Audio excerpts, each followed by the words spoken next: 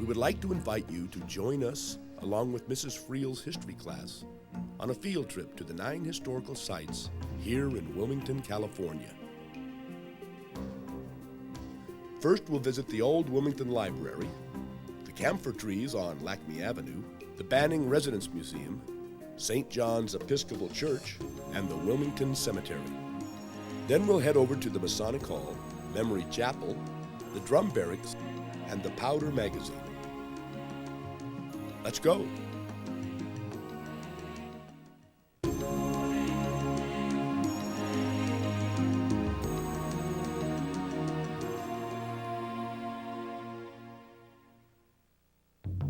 Welcome to Wilmington's first library building.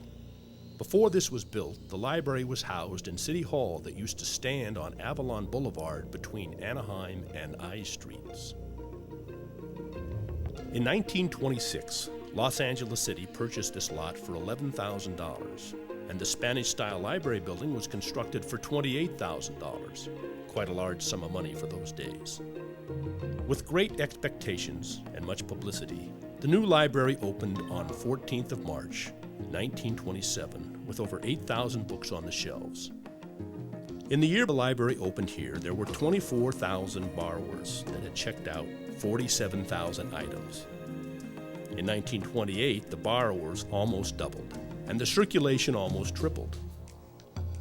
More and more tax money was spent over the years purchasing new books until the shelves were filled to their 25,000 book capacity, finally overflowing into the auditorium until the library was closed in 1988. Beyond the circulation desk was the children's area that was called the Robin Hood Room. Over the fireplace there is a tile mural showing a young boy sitting and reading a book of fairy tales, while characters from the stories parade before him. A famous tile company called Gladding McBean made this mural. And here in the rear of the building is the auditorium, once used for programs and community meetings. Now it is the headquarters for the Wilmington Historical Society, where everyone can come and learn more about the history of Wilmington and the harbor.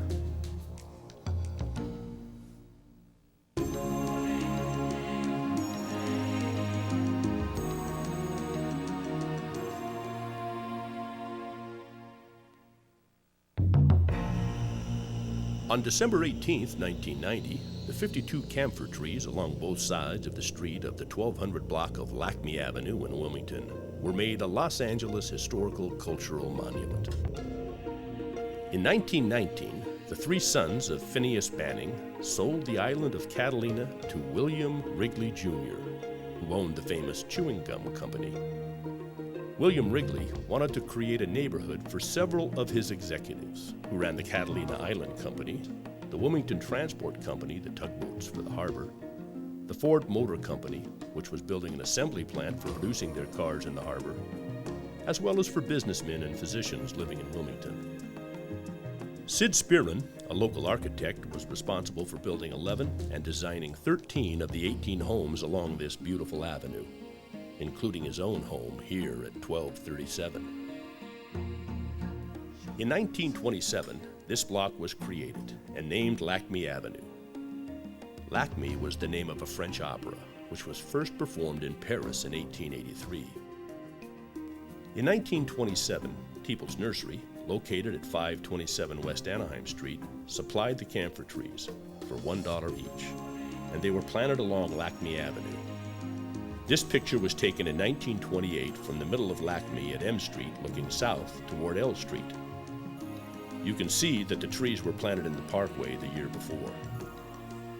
Standing in the same spot today, looking in the same direction, you can see that these trees have almost created a tunnel across Lackme. Camphor trees, Cinnamomum camphora, are evergreen trees, which are not native to North America. They originated in China. Camphor trees are used to create shade, wood products, and oil. The oil that comes from these trees has several medical uses, which range from relieving coughs due to colds and minor muscle pain to calming effects due to hysteria and nervousness. The roots of these trees are very strong and can destroy sidewalks and roadways. If you walk down either side of Lackme Avenue, you can see the damage that has been done to the sidewalk from the roots of these trees.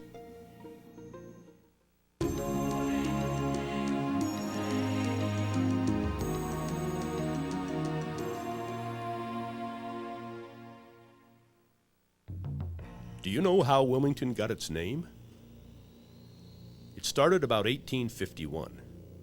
It was then that Phineas Banning arrived from Wilmington, Delaware. Many people called him a visionary, someone that could envision what an area could be like if it were developed. Phineas Banning was instrumental in developing Wilmington into a great harbor. Ours is now the largest in the world. Goods could now be brought to the not too far off town of El Pueblo de Nuestra Señora Reina de Los Angeles, now just Los Angeles by stagecoach or train, thanks to the cargo ships that started to dock here. As the town grew and became important, its name of New San Pedro was changed to Wilmington in honor of Phineas Banning's hometown of Wilmington, Delaware. This happened in 1863. Mr. Banning prospered in his many ventures. He accumulated enough money to build a great house. It's not at all like other houses around here. Trees were scarce, and houses were built of adobe and were built very low. This house was made of redwood and has 3 stories and a basement with a cupola on the roof that overlooks the harbor. The house was completed in 1864. It has 23 rooms and is considered one of the best examples of Greek Revival architecture in California.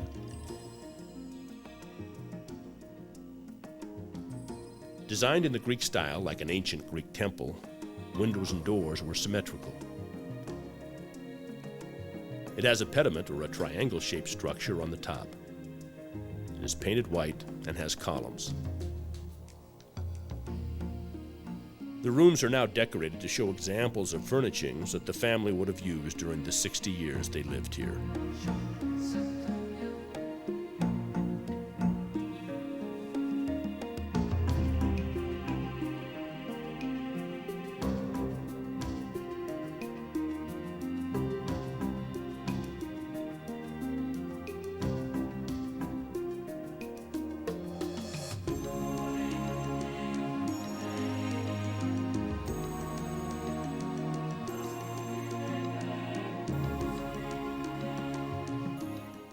This home was a working ranch, which means that most of the food and materials to run the ranch were made here.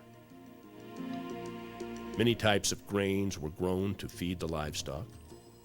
There were orchards of olive, walnut, persimmon, lemon, and lime trees. There were chicken coops of poultry, and 3 barns housed cows and horses. The family carriages were built and maintained here. Tools were fixed and horses were shod in the barns by the blacksmith.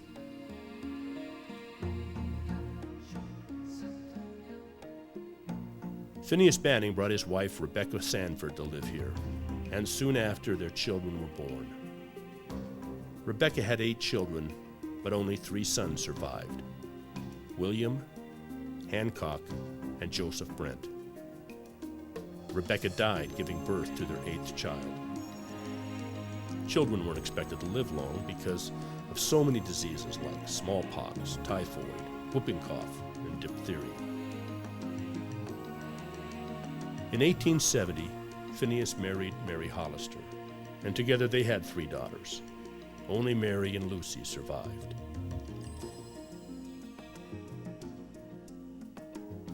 Mr. Banning was a caring and loving father.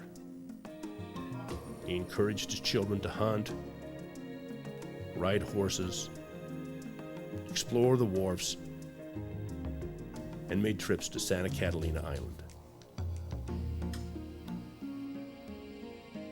As the Banning family prospered, Phineas became more prominent in the community and the state. After the Civil War, he became a state senator, and signed the amendment declaring the abolition of slavery. He succeeded in bringing the Southern Pacific Railroad to the port. Now our city was linked to the rest of the nation. This helped to spark a great population boom. Mr. Banning died in 1885 as a result of an injury, but we can still see the benefits of his great vision.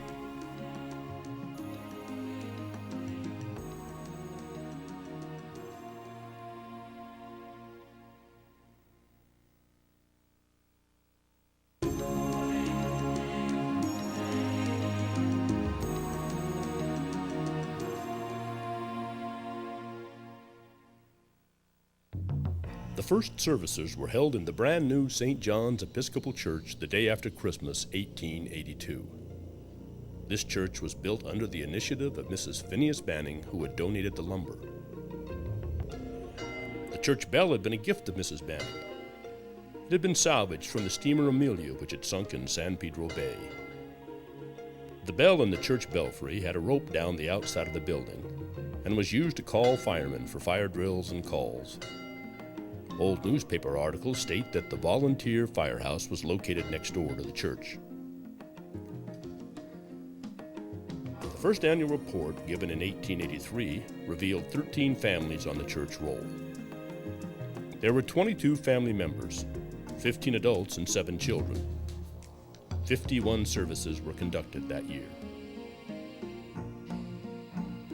The original site of the church was 420 Avalon Boulevard, then called Canal Street. At the time, this location was considered the extreme north end of Wilmington. Many of the early congregants felt that it was unwise to build so far out.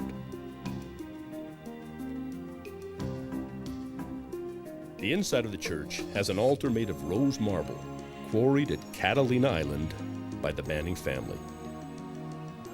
In 1925, Banning's heirs donated this altar, which was originally intended to serve as a buffet in the Banning residence. In 1926, St. John's brass altar cross and altar rails were added. These were gifts from a Navy chaplain and were made at Pearl Harbor from the fittings of a World War I German submarine in 1926. In 1945, St. John's Episcopal Church, which still has its original shingles on the roof, has moved to its present location. This stave-type church building has a narrow 2-story frame with a small belfry above the covered entrance. In 1950, a small parish house was added at the rear of the church. The building is kept in excellent repair and is still used for regular worship.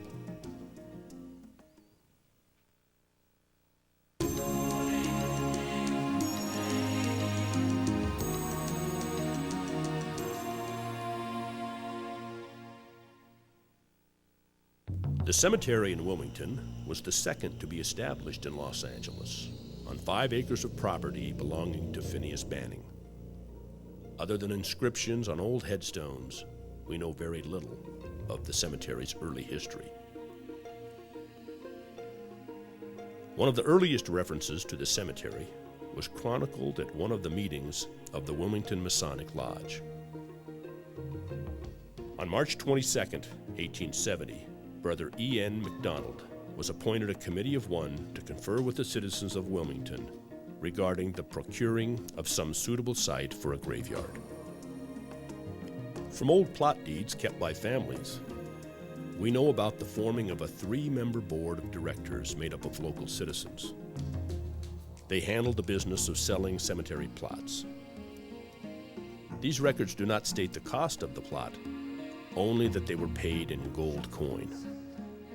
There is a mention of an undertaker in the biography of pioneer Wilmington mortuary owner David Woods. He took over the mortuary that was operated out of the back of a store on the corner of Anaheim and Fries. The death rate in Wilmington at this time was about 1 person per month.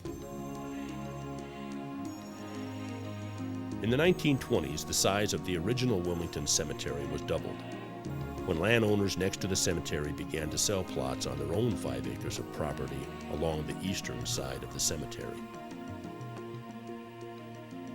There are 14 Civil War veterans buried in our historic cemetery. There are also graves of many other World War I, World War II, Korean War, and Vietnam War veterans interspersed throughout the cemetery. Here is the grave of Nathaniel Narbonne, for whom the street and high school are named.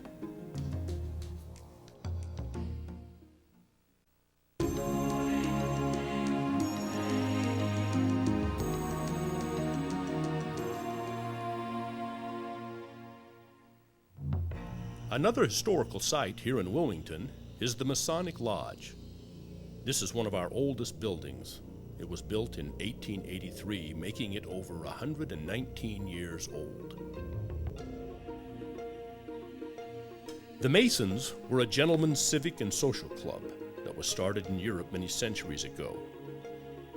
It began as a guild for masons or bricklayers, if you will, but soon after, men of other positions and professions were joining. This lodge, only the second to be built in Los Angeles, was nicknamed the Moonlight Lodge. There were no electric lights in those days, so the monthly meetings were on Tuesday nights, closest to the full moon to accommodate nighttime riders from Long Beach and other beach cities. The first master, or club president, was Nathaniel Narbonne, the namesake of Narbonne High School. He's buried at the Wilmington Cemetery. 100 years ago, this town had a reason for being called a mudflat. When the ocean tide came in, it really came in. At low tide, it was a soggy, smelly mess. The only way to navigate this block was on wooden sidewalks. The water level was too low for ships to moor at the docks. The U.S. government stepped in to help and began to dredge the harbor to make it deeper and pump the silt up the streets to the north of town. The buildings on this block were going to be under all this silt. The Masons decided to move their building. It was actually set on top of another building, which then became its basement.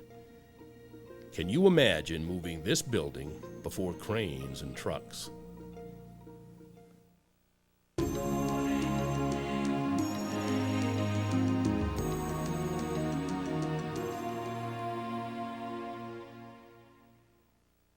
Which is the oldest church still standing in Wilmington?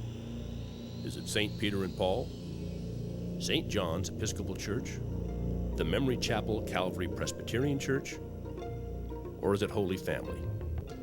The correct answer is Memory Chapel. In the 1860s, the Presbyterians in Wilmington were meeting at a schoolhouse at the corner of F and Marine for Sunday school and services. The building of a church was called for, and in 1870 was built for $2,200, and it was called the Calvary Presbyterian Church. Judge Benjamin Wilson donated the land at the corner of Fries and G. A notable minister during the late 1880s was Reverend S. Hall Young, who achieved fame during the Klondike Gold Rush in Alaska. Because of the need for a Presbyterian church in East Wilmington, the Memory Chapel was moved to 1518 East Young Street and named the Wilmington Park Presbyterian Church. Dissolved and nearly abandoned during the Great Depression, it was moved in 1939 to 1146 Marine and named the Memory Chapel. And as you can see, it still stands. It is located next to the current Calvary Presbyterian Church. The inside, as well as the outside, remains much the same as it did in 1870, with original pews and a wood-burning stove. Today, it is still used for Sunday school.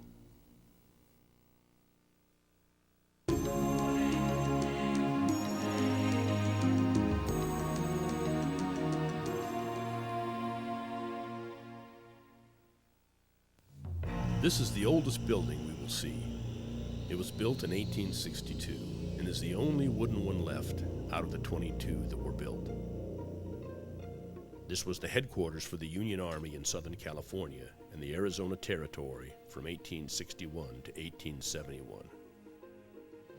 My name is Susan Ogle, and I'm the director of the Drum Barracks Civil War Museum here in Wilmington, California. This was the headquarters for the Union Army of the Southwest during the Civil War from 1861 to 1871. At first, there were just tents here. It was called Camp Drum.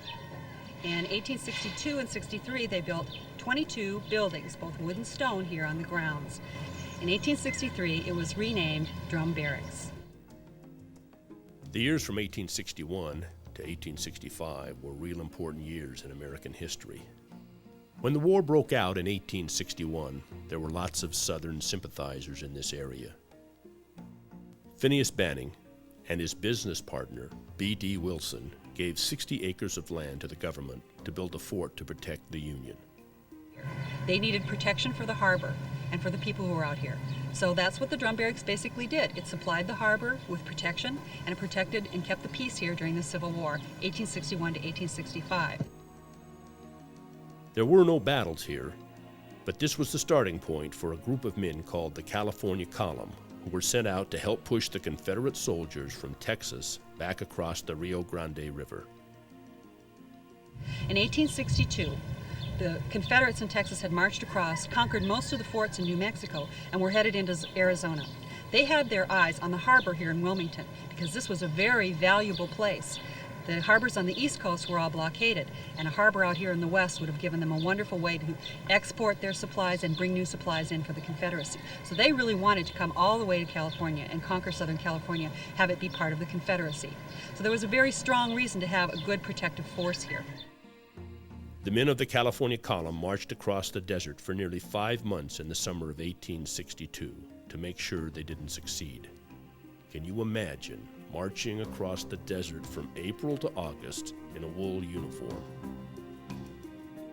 The Drum Barracks was built in 1862, and it was big. There were 60 acres of land and 16 acres of parade ground right in the middle of it, providing lots of room for the soldiers to practice marching and drilling. There were 19 wooden buildings, including a hospital, 5 barracks for soldiers to live in, 2 officers' quarters, a bakery, laundries, stables, and a guardhouse. Well, in 1871, the buildings were decommissioned, and they went into various states. They were auctioned off. The land went back to B.D. Wilson and to Banning, and the various buildings went to different locations. The last remaining major building of Camp Drum, the former junior officers' quarters, features a restored bedroom and parlor, as well as display rooms illustrating the history of California's part in the Civil War. There are displays of the equipment and arms of the soldiers fighting the pivotal event of American history. The tour at the Drum Barracks Museum helps explain the role played by the troops from California in the Civil War and life in the Army camps during the 1860s and 1870s. The parlor is furnished with items that were given to us by various members of the community. None of the furnishings in the building are original to the time when the Drum Barracks was operating, but they're all from the 1860s, so you can really get a good sense of what it would have looked like in this parlor. You can see the table where they would have played cards and visited, and sitting around the fireplace, warming themselves when it was a cold day. They might have been sitting and reading a newspaper here on the settee, and of course they could have been playing our beautiful piano. This piano was donated. It's an 1864 Steinway box grand, and it plays beautifully. It's fully restored and one of our real treasures. The campground room is a great description of what life was like for the common soldier, the foot soldier. The foot soldier carried all of his belongings in one of those little black knapsacks. And he carried, in addition to all of his supplies, he carried his gun, the cartridges, the bullets, everything needed to actually use his weapon. He carried his tent. You can see on the top of the tents that they're buttoned together. One tent was 2 pieces, so each soldier got half of a tent. It button them together at the end of the day, and that little tiny tent, which today we call a pup tent, but they called dog tents because you had to get on all fours to get into them. The dog tents would hold 2 soldiers. The larger tent, the wedge tent that you see here, would have been for 4 to 6 soldiers. They slept that closely together for warmth because they didn't have sleeping bags. There was nothing like that at all. They were lucky if they had a woolen blanket and a tarp to put underneath it. The food that they eat is also demonstrated here, and the food was terrible. They had dried meats. They had, if there was fresh meat, it was likely already spoiled. They had beans and peanuts and all kinds of dried foods, but they didn't have much fresh fruit. If they were living off the land, that was probably the best they could have gotten because there would have been gardens and supplies there. But most of the time they had pretty poor food. There were camels at the drum barrack in 1863. They weren't here for a long time, but here is a photo taken nearby, proving that they were stationed here for a while. They were used to carry supplies out to the forts, but the soldiers preferred working with mules. And so, after a few years, the camel experiment ended in California.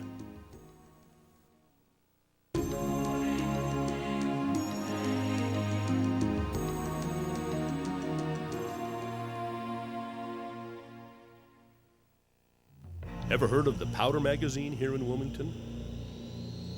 It's a place where lots of gunpowder and other highly explosive material was kept here in our neighborhood in the 1860s during the Civil War.